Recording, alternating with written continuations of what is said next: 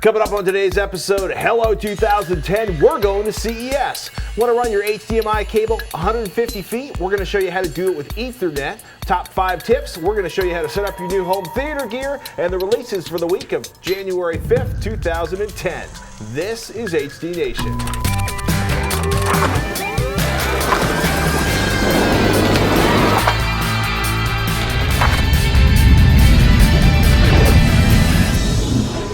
HD Nation. Today's episode is brought to you by GoDaddy.com, GameFly.com, and Squarespace.com. Welcome to HD Nation. I'm Robert Herron. And I'm Patrick Norton. HD Nation is your guide to the best in HD content and the best in home theater gear, no matter what your budget is. Blu-ray, online, satellite, cable, if it's in HD, we like it. Oh my God, it's the new year. We're here. It's 2010. Yay! I love it. Yeah. New Year's resolutions, you got any lined up? I'm going to try to, lay off the junk food and get off the couch a little bit more. More exercise.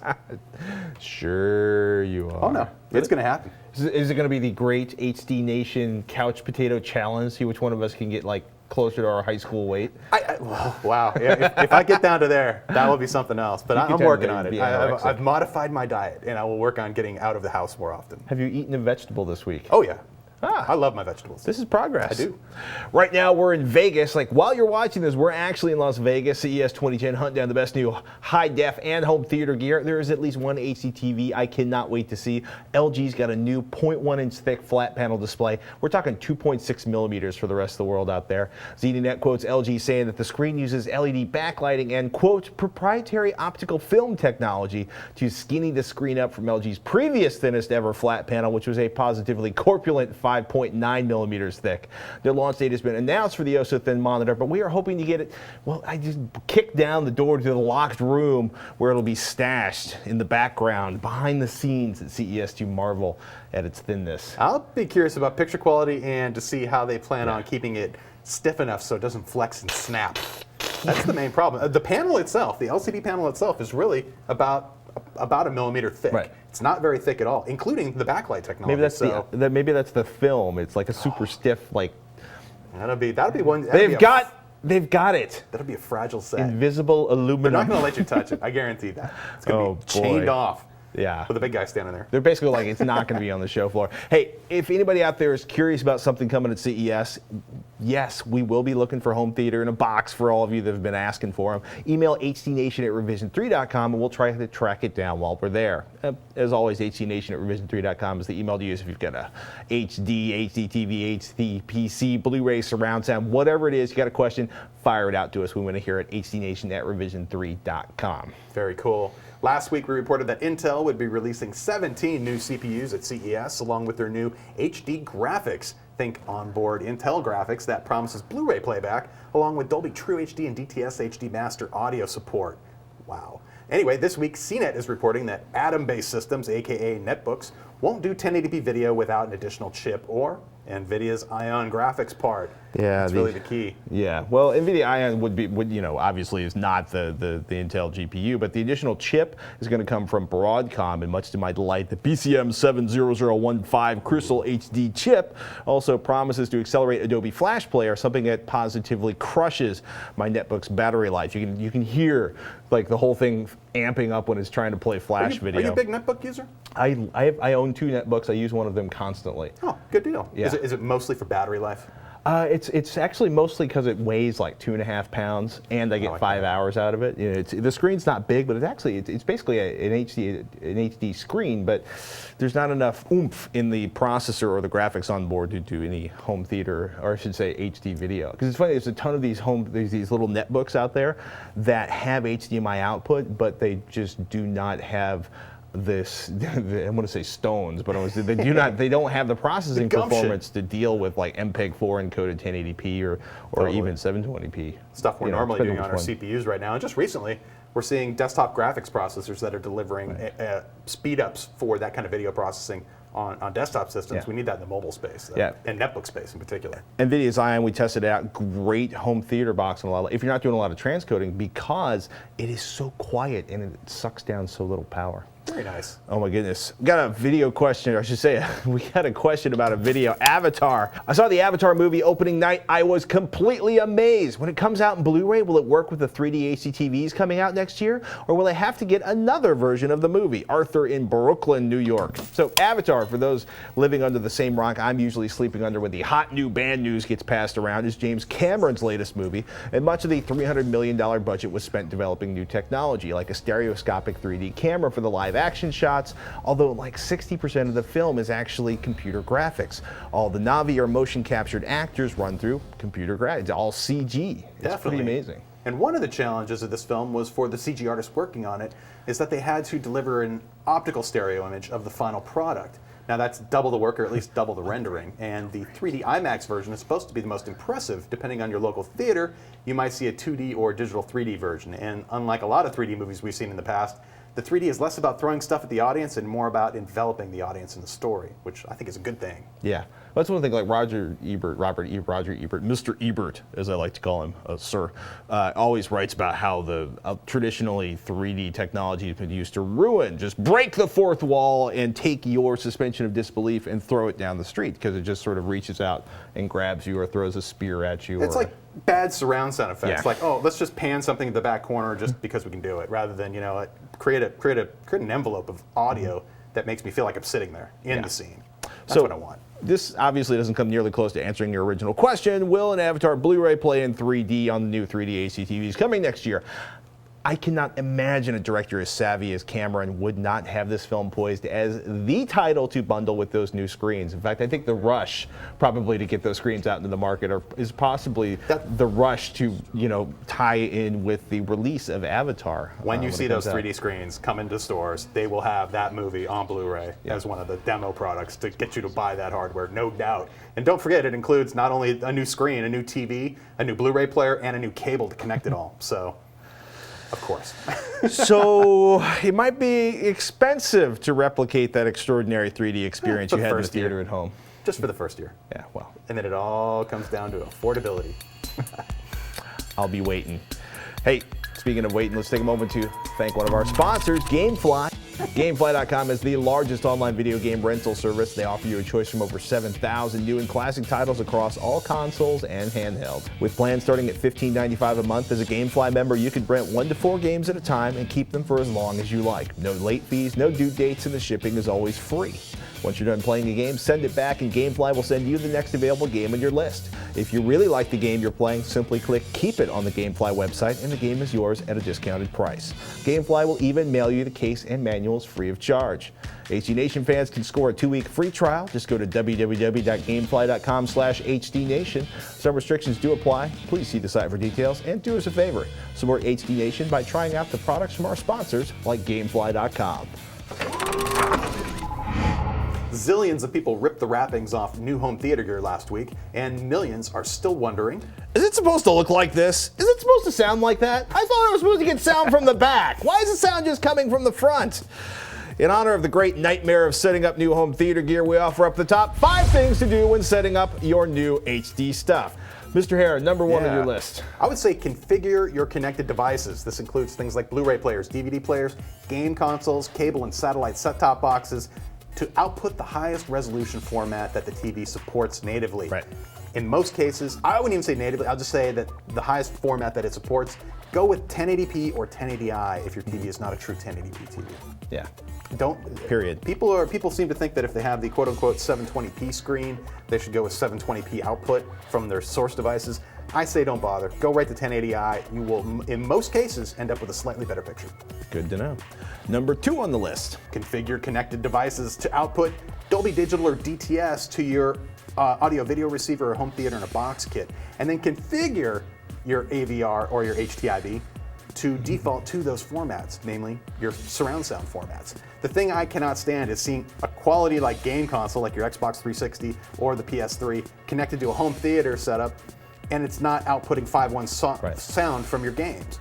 Set that up, and if you have like a set-top box, like your cable or satellite set-top box, make sure its Dolby Digital function for output is turned on, so when you get that broadcast come in, you can enjoy that surround sound. Yeah, there's nothing sadder than seeing somebody with thousands of dollars worth of surround sound audio watching a movie using the stereo speakers, And the I'm not- cheap little stereo speakers on their screen. Well, that's sad, but also if you do have that 5.1 setup, don't be using any of those like surround effect modes to like hall or make it sound like you're in your bathroom or something. This one sounds just like Wembley Stadium. No, it doesn't, and it's really annoying us. Turn it off. And no multiple stereo modes. Just go for the Dolby Digital DTS or better.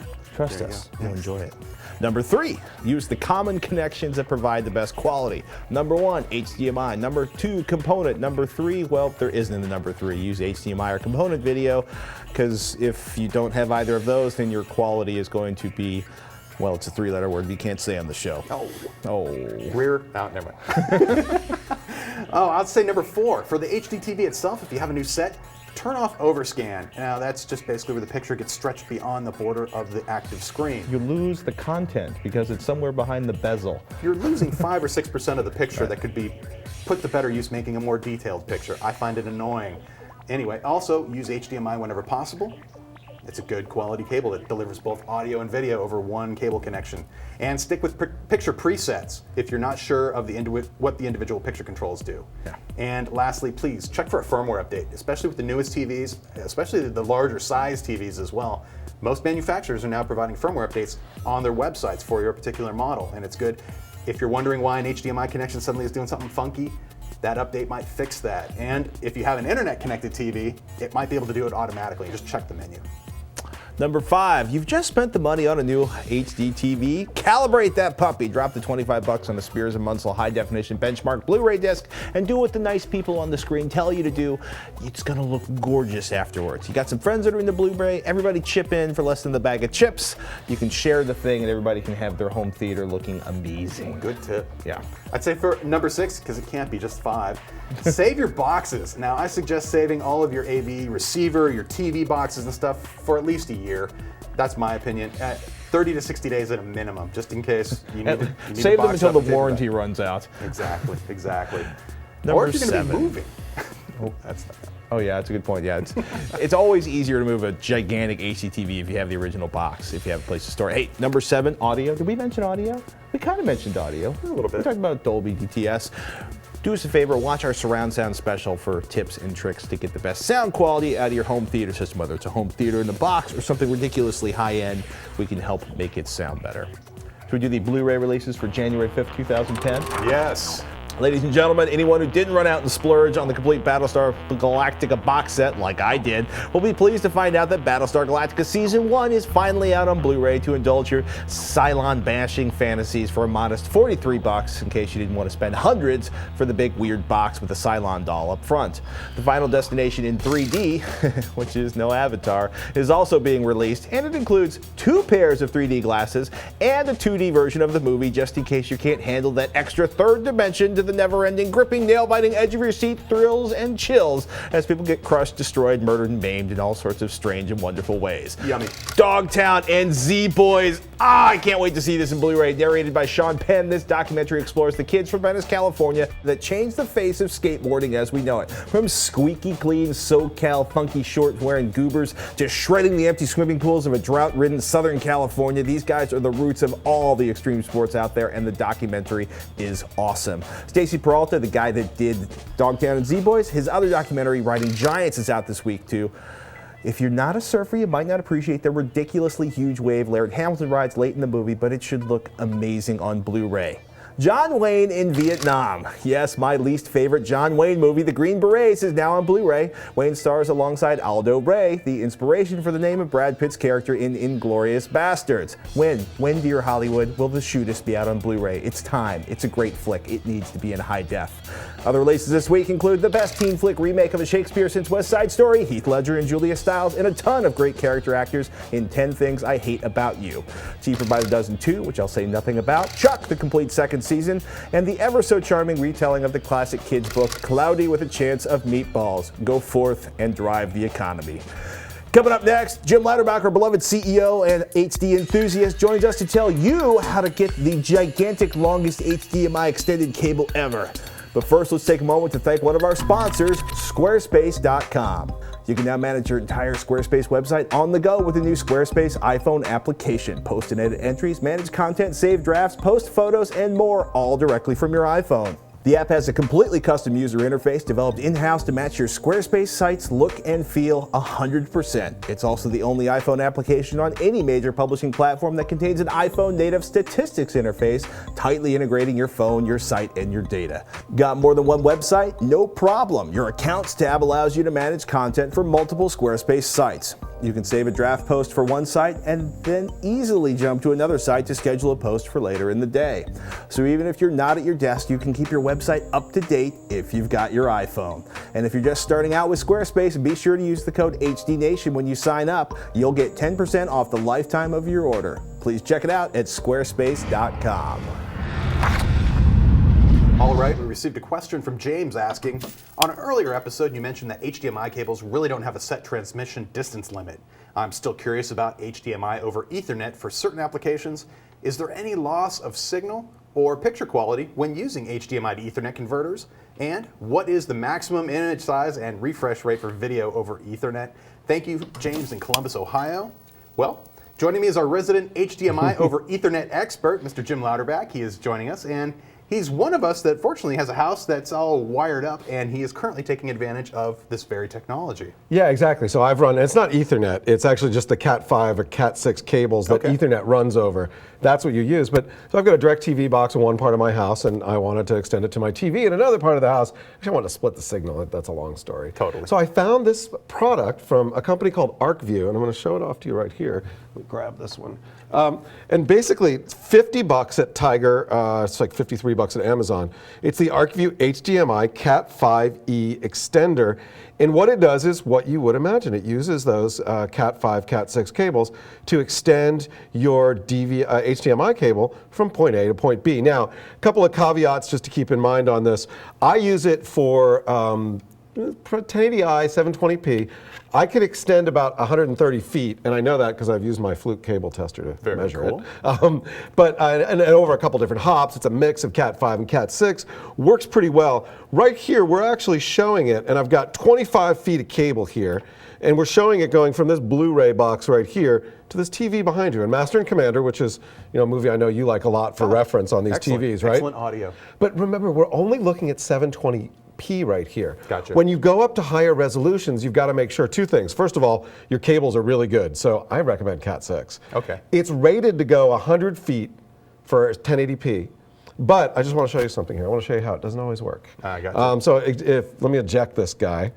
I'm going to change it over here once it ejects. And we were playing around with this. So we were playing around, and I put the 25-foot cables on. I was like, oh, look, it's working just great. And I went over here, and it wasn't really working great after all. So I'm going to go into Setup, go into System Setup, go into Display Setup, and change it to... Bump it up to 1080p. I'm going to bump it up to 1080p. Now, I've done 1080i at 130 feet, and it works fine. 1080p right here. These are Ethernet cables that I basically grabbed from our CTO. I have no idea how good they are. But as you can see, it's really not working. And one of the reasons why is it may be that if you see the little power cable right here, I don't know if you can see this, but it doesn't really fit that well. So that could slip right out. I got a feeling that... definitely something you want to tape down. Yeah, you definitely want to tape it. Look, look, when it's powered up, you know what I'm curious about? Oh, no, I'd actually, like to see if it does 1080i or 1080p 24 instead of 1080p 60. By the way, what it just did, you wondering why it's there? Because it went back to the old resolution because he didn't say okay. So this is 720p again. But let me try 1080p 24 real quick just to see if it works with these cables of dubious quality. And you're also using two cables for this connection setup, right? Yeah, well, you've got to have two cables. That's a really good point. One for the video and one for what's called DCC. So. Gotcha. And see, it does that, and then I can't see the menu to switch it to now. Now it'll switch back and you could set it up and plug it in directly. Menu. I think this might work. But look, I have to say I'm very impressed by this. For me, for my DirecTV box for HDMI, which is literally 1080i or 720p. It works great. And you're using an existing connection that you already have pre-wired in your house. Exactly. Or you could get some, I suggest if you're going to do this and you want to do a higher resolution, get Cat6 cables. So not Cat5e, Cat6 cables, high quality, put it in and give it a try. I think they're great. And $60. For the receiver and the sender? For the receiver and the sender and the power adapter that's not really that good. Not bad at all.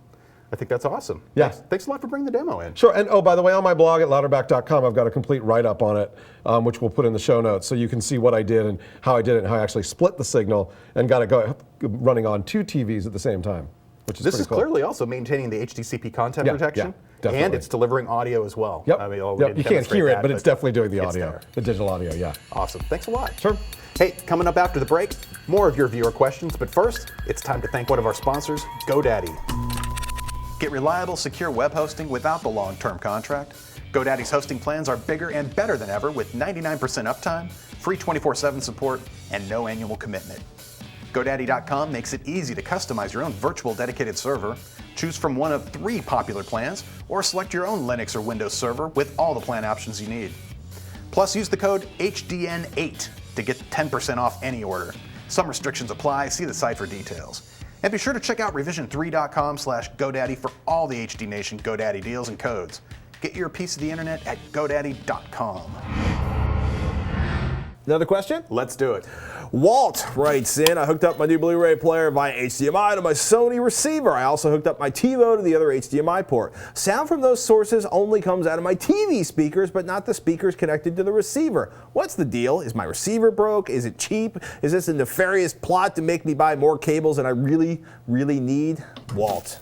Without actually having like the manual for your receiver and the remote control, it can't directly fix this for you. But generally speaking, the problem lies in one of 2 locations. First, you need to set your receiver's HDMI output audio settings. Typically, the default setting is to pass HDMI audio straight through to the TV. You need to switch it so the audio is decoded and processed by the receiver instead. The second problem is that you need to make sure your Blu-ray player is outputting something your receiver can translate, the correct audio format, Dolby, DTS, basically PCM. You need to check with the manual, find out what it can handle, and make sure that your Blu-ray player and your other boxes are doing something that it is compatible with. I'm a big fan of bitstream output from the source device if your receiver supports it. So would you say like PCM?